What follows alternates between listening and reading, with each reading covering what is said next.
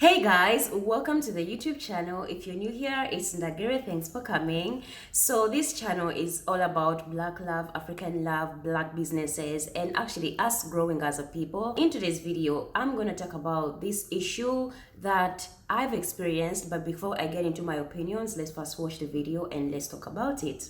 There's this misconception that Black Africans don't want to fight against neocolonialism, and I think it's promoting white saviorism and Western saviorism, and that it's like, okay, we need to go back to the continent to tell people how oppressed they are. No, people on the continent have been fighting for themselves. Just looking at the South African context, we can look at the Marikana massacre, we can look at 𝗬𝟎 must fall, we can even look at the GBV protests that we've had for years. Even looking at other African contexts, look at 𝗬_SARS, look at the protests all over the continent against the exploitation of African professors. I think that people do not read, people do not understand the African context, and so because they are seeing certain things on TV, because they've heard certain narratives being spread, they think that they understand the continent and all that it is. No, you do not understand the continent. You are looking at the continent from a very white supremacist, elitist view. And this is also me speaking to people that say that, oh, you know, our parents were weak, they didn't fight against apartheid enough. Okay, apartheid and its systems are still alive and well in South Africa. Fight against them then. Most of the times, because of the things that I talk about, Black love, empowerment, Black unity, us as a people to grow and move forward, some people feel like I'm so much concentrated on the diaspora or African Americans, African descendants from Europe, Asia, America, South America. Like, they have to come and remind me on how I'm forgetting that Africa is being colonized again. Like, people come in the comments and on quote they tell me, or they comment and say, you should concentrate on Africa because Chinese are coming to colonize Africa again, other nations are coming to colonize Africa again. And it's like, I don't know that already. Like, I already know what is going on. But this is the thing that the South African lady is trying to say. We as Africans, I am a descendant from people of my ancestors. I found systems that were made for them that I'm still experiencing. I don't have the same mindset as my mother. In Uganda, where I come from, I used not to question myself until we got someone that was in kind of our age, and that is 𝗂𝗶𝘀𝗀𝗀𝗀. I think if you search about 𝗂𝗶𝘀𝗀𝗀𝗀 from Uganda, you will find out who he is. When you look into the African continent today, we are a very young generation. And even in my country, I never wanted to talk about anything about my country, Uganda, because I always thought it was for older people. If you look into my country, Uganda, we've been with the same president for over 35 years, if I'm not mistaken. But I never questioned why it was like that, because I never wanted to participate or even know anything about it, because I felt it wasn't, something that matters to me. And also, when I talk about education, I'll make another video about education, because it's also another system that is really limiting us to grow as Africans. What she's trying to say is, Africans have been coming out to fight neocolonialism and want to unite as a continent. You need to understand from that diaspora, Africa was divided. I'm from Uganda, there are Kenyans, Nigerians, Ghanaians, South African, Tanzania, Guinea, so many African countries, 54 countries, but we don't even connect as a continent because we were given boundaries. But I, as a person of the 1990s, I still found that system. And for people to come and remind me on how China is coming to colonize Africa, you think I don't know what is happening? But still, what do you want us as Africans to do? Because that also needs to be talked about. The same way we as Black people come out and talk about history on racism or things that affect us as Black people. Still, what do you want us as Black people to do? So when you come and remind me on how China is coming to colonize Africa again, do you think when China does it, it's going to benefit you as a Black person from the diaspora? Because if you look into China, Black people are still discriminated in their home. If you look in commercials, if you look in the diseases, they are always portraying Black faces in their countries. Are you going to still benefit, or you're still going to be oppressed or under control by other people that are controlling your ancestors' resources? Because Africa is your heritage, those who believe it.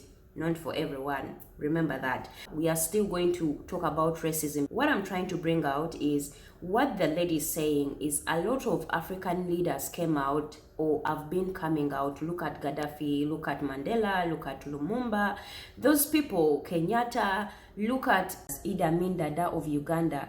They were eliminated because they wanted to do good for their continent, for their countries. All these people that have been coming out to try to put Africa as one continent, as one home, as one place that we call home for African people, but they've been eliminated. But still, even the people that we elect to put into power, to give them leadership, they are sponsored by the same people that, do shit in the continent. What do you want as Africans to do? We as Africans found systems that were put in place through generations of time. So when you come and tell me that I'm not even fighting the system, I feel kind of attacked in a way that we are trying. And what I want the diaspora people to understand, okay, let me give an example. I'm not trying to attack anybody. Let's say African Americans, okay? You guys have been in America as a monolithic group because you are the minority, but you are still seen as one group of people, okay? An example, when you come in the continent, I'm from Uganda, I have a different language, Kenya has a different language, Nigeria has a different language. We are multicultural, okay? So also that limits us to even connect because we were also given boundaries that were not there. So that is also part of the problem. Our ancestors died and suffered for us to be here. We should do the same thing by making a good future for our future descendants. We as Black people from the continent, we as Africans and the diaspora, we are still even having issues and have to fight to get recognition. I want you guys to understand, when other nations of people, whether Asians or Europeans or any other race, comes to Africa to take over,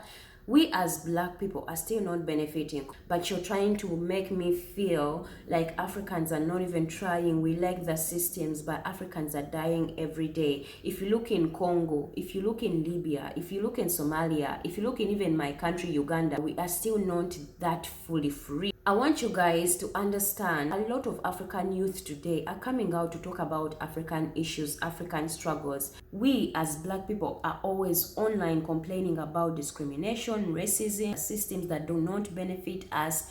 My same question is, what should we do as Black people? And what are we doing about it? Apart from just talking about it, I would say that generation of today in Africa is more smarter than any other generation that has ever happened in our African continent, because we are the generation that is trying to promote love amongst us as Africans. When you go on social media today, you're going to see a lot of African creators promoting love amongst other African countries. I think is the generation that is trying to break generational curses, where we are willing to unite with our African descendants. We are trying to let go of the fake religions. We are trying to communicate and promote love amongst us as Africans. We are trying to push so that we can have one African currency, one African language. We are the generation that is actually doing the most than our previous ancestral generations. They did their part, and I can never come here and say my ancestors or my parents never did what they did to survive. And so this is why I always want to come out and promote love amongst us, because we shouldn't forget our ancestors died for us to be here today. We should be the generation also to break the cycles that our ancestors passed through of pain, slavery and trauma and fear and war and a lot of racism, so that we can change that narrative for our future descendants to come and find a better future, a better foundation that they can actually keep on moving for the future. We have the information, we know the truth, so let's start working on the future.